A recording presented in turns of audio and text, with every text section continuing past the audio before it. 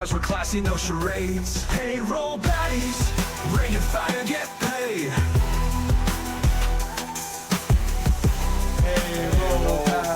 Payroll baddies, rain and fire, get paid. Woo! Oh!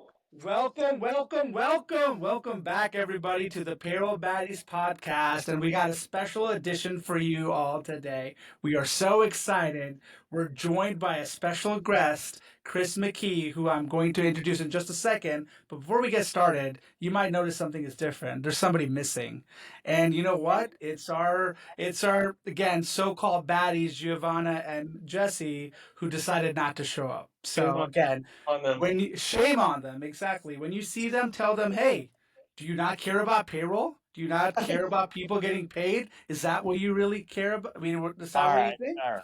So They might be actually helping with payroll. sure. We'll give them the benefit of the doubt. All right. Let's get into this. Before we do, for all of our existing listeners who are tuning in, thank you so much for your support. And for all you new listeners, welcome to the podcast. Just a couple of things. I mean, the one big thing about who we are and why we're doing this is we really want to shine a light on the baddies out there who are taking care of people, making sure the employees get their paycheck, because nobody's again, there's not enough spotlight on them, and that's what we want to do, is put a spotlight on them. The other thing, 100%. just want to be sure everybody knows before listening to this podcast, we are a little bit biased, and we are very, again, biased on the SAP side. So again, I just wanted to say that for your own benefit. So let's get started. So let me introduce Chris. Let me see if I can do this. All right. Hailing from from multiple Fortune 500 companies, a global payroll leader, a true SAP lover, and a certified payroll baddie, Chris McKee. Chris. Welcome. All right, Chris, take it away. Yeah. I'll start, Rod. Chris actually did get an official knighting too. He's been on the page, so he's got the chain authentically. Now we're excited to get him on the podcast. I've asked this question in the past in a couple of other episodes, and I know what your answer is going to be, which is one of the reasons why I'm so excited about this episode, Chris. We've talked about it late night, Pink Street, when we were getting down. I know Sonny has heard it, Raj. Todd, you might have left a little early though, didn't you? I got my sleep, man.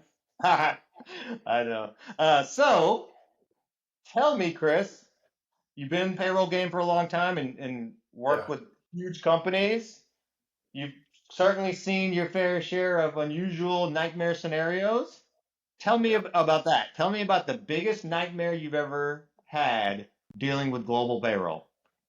Yeah, I think, looking back, probably the biggest nightmare scenario was when UKG went through a big cyber incident and essentially was down. And at that point, we weren't receiving any time data at all. And we had to continue paying a pretty large population, almost 125,000 people, 80 of those in the US.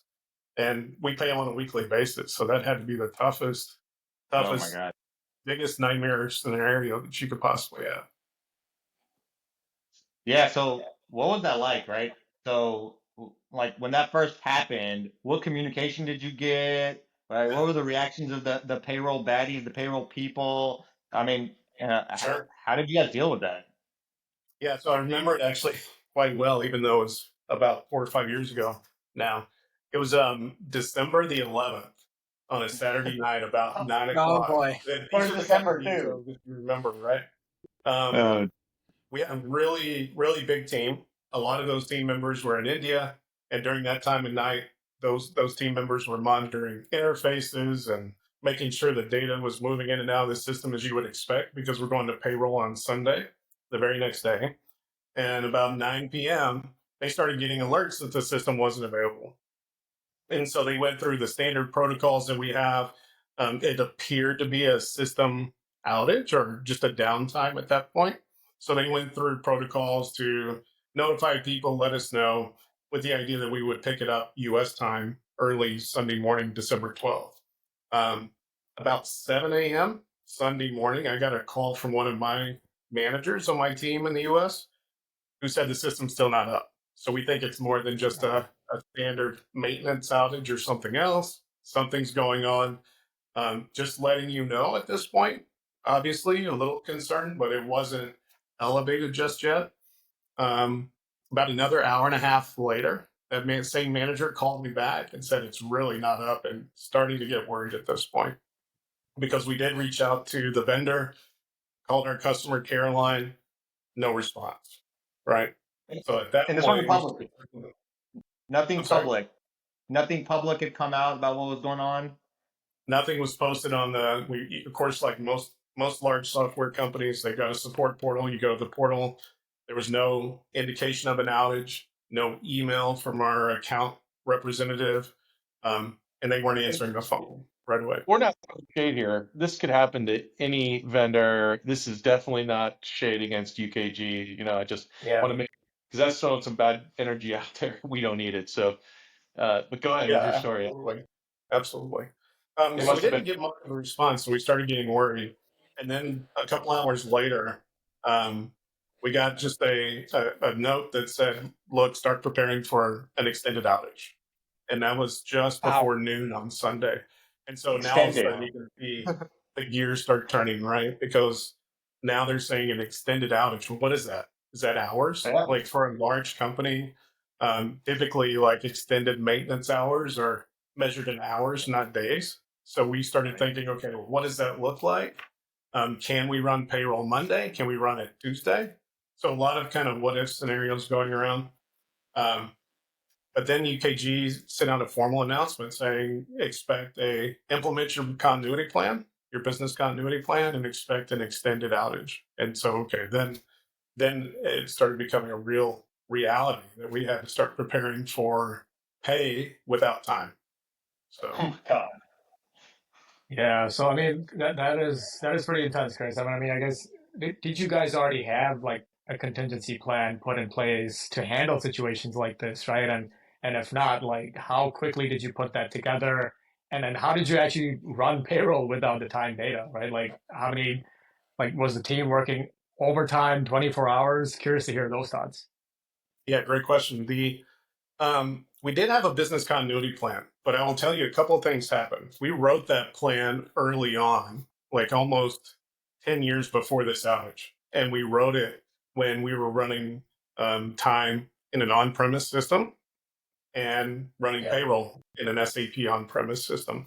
So when you look at those on-premise systems, you look to your internal IT teams, right? We had a 3-day SLA to restore from a backup. We could go get another server, procure another server, stand that up very quickly, do a full restore, and now all of a sudden you've got time turned back on and you could keep running, right? That was what our continuity plan was built around. It never really considered, because if you think about it, this was well before everything started moving to the cloud. What would happen in a cyber kind of incident, right? Where it was down for not just 3 days with a backup and a restore, but now a multiple week outage, right? So, our continuity plan said, take last week's file, we're going to copy that, run it again, and then process pay. And then the very next week, we'll be able to back that file out, put the new file in, and we're golden, right? Power of SAP payroll retro, right? Because you could displace using the power file of and SAP everything would retro. auto-calculate, right? Absolutely. But what we quickly realized on Sunday was that loading last week's file, time is very dynamic, right? It changes every day. You could have overtime, you could have double time, you've got meal penalties in California, you've got all kinds of stuff that you really have to account for. And so we realized just taking last week's file wasn't going to be good enough. So we actually had to flex our business continuity plan for a multiple week outage. We kind of circled the wagons with the team. We came up with, hey, we've got a wage type in production that can be used to pay a flat amount to our hourly population. We utilized that wage type. We had a mass upload utility that we provided to the field. We were able to run reports, et cetera. And the good news is, by using some of the pre-built, pre-configured wage types, the mass upload capability, et cetera, we also landed on the fact that because time was so dynamic, we had to kind of try to take as much variance out of the time from week to week as you can. And so we kind of settled on a 12-week average of earnings for an employee. We used that 12-week calculation, provided it to our time admins in the field to do some validation. They also looked at, was there kind of extenuating circumstances with specific employees that they could address? But for the most part, we just loaded flat pay for every single person and paid it almost as a salary with no time data. Wow. Can we just give a round of applause? Like, this Yeah. is Well, that's this is amazing. amazing. I have again, Chris, I know, I mean, obviously it's so crazy to hear a story like that. And again, Yeah. we can talk more about preparation and things that everybody should be thinking about. But what was the, again, you said it's December 11th, right? I think that's the date you used. Of course. What is going on with you and the other payroll baddies, and like, what's the mood? And again, we want some juicy stuff here. So don't leave anything out. So the mood is you're going right into year end, right? So part of Yeah. it is you're getting ready for game time of paying out the annual bonuses. You're also prepping W-2s. You're doing all of that work to close out the year. And this one happened, or this incident happened 2 weeks before we start kind of that payroll Super Bowl, if you will. Man. Wow. Just I again, mean, just goes. yeah, no, I was just gonna say, I mean, guys, like, for all the listeners that are out there, right? Like, this is what the true sausage making really looks like. And then, like, this is why we do what we do and we love what we do, is because at the end of the day, people got to get paid. If you don't get paid, you get on the news, just like we did, last time that something like Yeah. this happened. So to heroes like Chris and all the other payroll baddies out there, like, thank you, right? Like, this is not easy, kind of handling all of this stuff. Chris, I think we need to send you like I don't know what's the number, a dozen chains, and you need to go send some calls to people that had to deal with this on your team, right? We got to get that out there. I can only imagine. Very big team that helped behind the scenes keeping payroll running. For sure. I bet. Right. So, I mean, I'm just thinking about this and what that's like, and just being responsible for that. It's just a terrifying thought. But I know you're interacting with a lot of parties too. So, what was the response from? I'm sure with an issue like this, you're probably dealing with like the C-level at your company, but then you probably also have some employees that are very, oh, okay, fine, I'll work with you, and others that are just pissed, breaking down the door. What was that like for the different people, right? Yeah. So, starting with the employees, obviously, they're just trying to go to work every day, try to get paid. And really kind of our frontline time admins were the face of the outage to those employees. So they were working with them. Some admins really had a difficult time because the employees were real difficult. They didn't understand what was going on. Some were great and kind of took it on their shoulders and said, "Hey, look, the system's down, but I'm going to work with you and we'll figure this out together."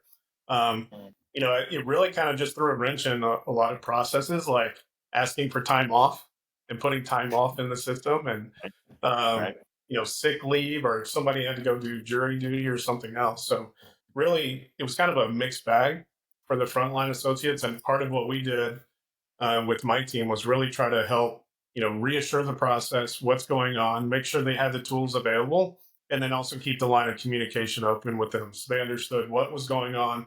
When do we think we're going to get the system back? When it's coming back? What do you have to do, et cetera? So, kudos to all those time admins out there who really kind of dealt with the frontline employees who were just trying to continue to make product and serve.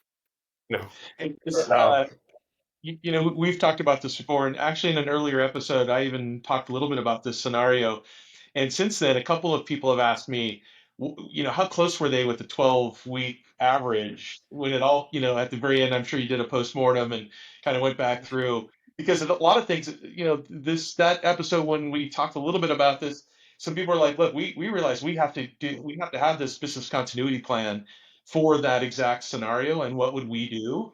And so I think this is great because a lot more people are going to come to this from watching this episode. So, like, can you give us an idea how close you were? Was that what you would do again, or would you change anything?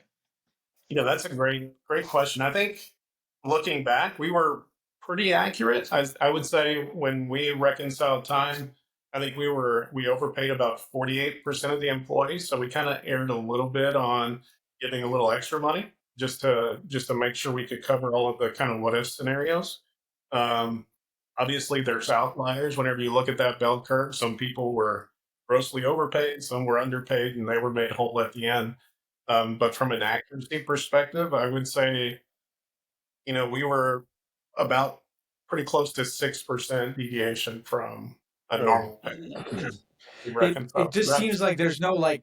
I mean, yes, obviously that's a great 12-week average, stuff like that. But it doesn't seem like you're ever going to get a right answer here, right? I don't think there is one, right? I mean, it's just get the closest Payroll is possible. probably a big number because it's such a large payroll, but 6% there.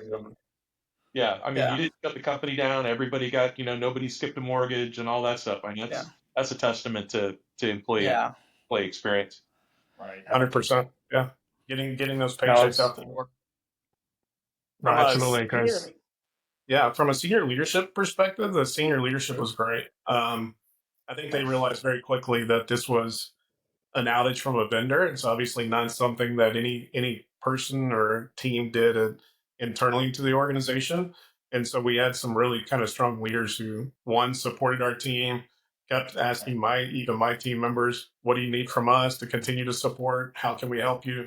At one point, we even had a couple of leaders who stepped in and said, hey, make sure your team is taking time to themselves and getting some breaks, because and that's really important, because during that time, especially with the year begin and moving into the first quarter, we had team members working around the clock, supporting the people in the field, answering questions, keeping up the spreadsheets and the mass uploads for the amounts so we could get everybody paid. So leadership responded well, I would say. Nice. No, that that's helps great. a lot. I mean, I imagine what was the longest day you worked in that period?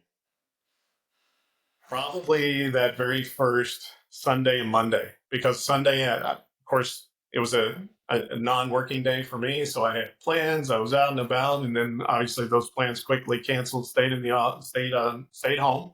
This was in 2021. So a lot of people were still working from home, kind of in the post-COVID era. So quickly came home, had calls go well into the night. And then obviously going into the next day, communication plans, implementing a lot of the plans that we talked about the previous day. And then we still kind of managed to keep our schedule of starting our payroll process at 8 p.m. on Monday night. So That's great. Sounds super stressful. I have a question.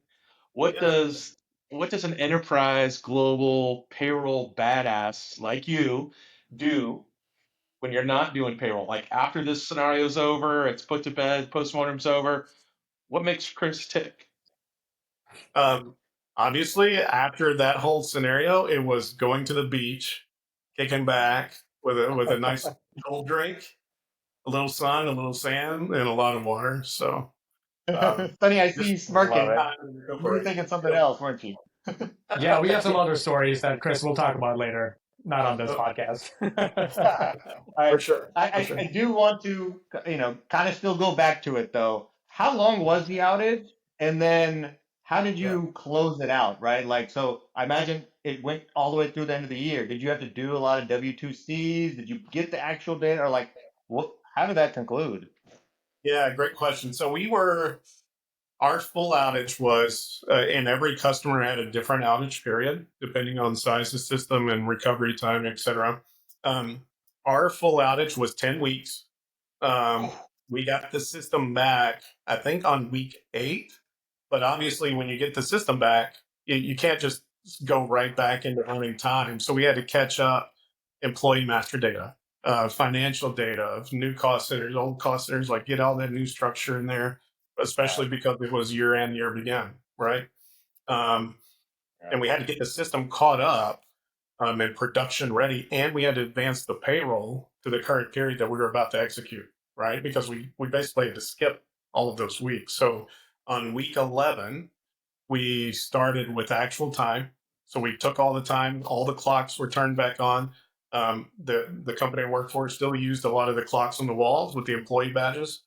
So we had those clocks, we reconnected all the clocks. The good news is if the employees continued to punch during that time, all of those punches for that outage period were downloaded from the clock into the system, which was great. So, that's a big kind of another learning there, or lesson learned. Keep those clocks up and running, because as soon as that system came back up, it downloaded all the punches, which is great. So week 10, we started running regular payroll for that current week, right? And so now we've got 10 weeks that were skipped where we just paid a salary for all those folks. We went through a extended project, if you will, from basically March to the first part of May, where we asked our time admins to basically reconcile a week back for each week of the outage and reconcile that time while they're also running the current time for the current week, which you can imagine the difficulty there. It put a lot of stress on the field, but we were supporting them and reconciling those time cards and making sure that, hey, we're going to back out the pay in SAP. We're going to put in the new time card, make sure that new time card's good. Then we're going to pass that over to SAP. And then we use that amazing power of retroactivity in the system. And on, I think it was the second week of May. So the outage started December 11th. The second week of May, we loaded 10 weeks of the missing time. We backed out all of those kind of salary payments, if you will, for all of those employees, that flat payment that we made. And then we processed those 10 weeks. And we also processed the current week of pay. So we processed 11 weeks of pay in 1 week, which was pretty amazing. And we had to upsize the system to support that, add additional capacity from an infrastructure perspective. But we worked through it, captured all of the kind of the details of the underpayments, the overpayments, what that delta was. We were able to keep the employees whole at that point. For anybody who was underpaid, they received that additional money immediately in that week's paycheck. And then the overpayments went through a review process, and the majority of those overpayments were forgiven. Man, wow, that is unbelievable. I mean, so I got one last question. I'm gonna shut up. I know I've been, I'm just so curious about this whole thing. Can you imagine what this would have been like if you didn't have a system that could retro? Oh my God, I don't know.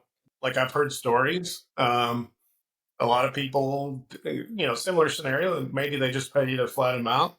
But I've heard stories of some companies that weren't ever able to reconcile and figure out what the delta for the number was. The fortunate thing, we were able. That's awesome. Oh, that's great, Chris. And well, Chris, on behalf of all the payroll baddies, we want to thank you for coming on. I think the stories and the experiences you shared were phenomenal. I think everyone that's listening out there kind of can now see all the hard work and pain and suffering that went into making sure that people got paid accurately on time. And even if we had to go back and do some retros, right? Like it's not easy. And, on behalf of everyone, thank you and your entire team, right, for kind of making everyone whole. That being said, no, absolutely. I think we're looking forward to doing more and more collaborations. And for everyone listening, I want to thank you guys for tuning in. If you aren't following us, make sure to like, subscribe, follow us on LinkedIn. We have a lot more amazing episodes and content coming through. And, more and more updates, cool events, news, updates. So make sure you tune in to make sure you're not missing anything. So that being said, Raj, any final parting words? No, again, thank you, Chris. Again, I get energized every time I hear, payroll stories like that. But again, to be honest, it doesn't have to be so extreme, right? I mean, day after day in and day out, there's small stories like this happening every day just to make sure employees get paid. And it's amazing, all the hard work that goes into it. So again, thank you, all the payroll baddies out there. And, thank you, Chris, for joining us today. Absolutely. Thank you, guys. Bye, everybody. Yo, it's Payroll Baddies. We keeping it hype, doing payroll right. We don't need no strike. Word they calling y'all rock stars, ain't that cute? Day Force, UKG, y'all still in pursuit. Only baddies in the game, bringing more to the loop. Yo, baddies bring the clarity, got clarity in sight. We bringing payroll tech, making it right, spreading the word. From S4 to the cloud, Daddy's got the vision, making payroll proud. SAP payroll is king, we wearing the crowd. Those companies starting with P, y'all know the name. Try to keep up, but it's not the same. Tech on lock, we automating the flow. No more headaches, we let that payroll glow. Innovating daily, got the future on deck. Payroll baddies, running it, showing respect. So all the payroll baddies, you know who you are. Join the cause, let's take it far. All you baddies out there, it's time to rise. Join the movement, no compromise. Keep your rock stars, we're classy, no charades. Payroll baddies, ready to fight and get paid.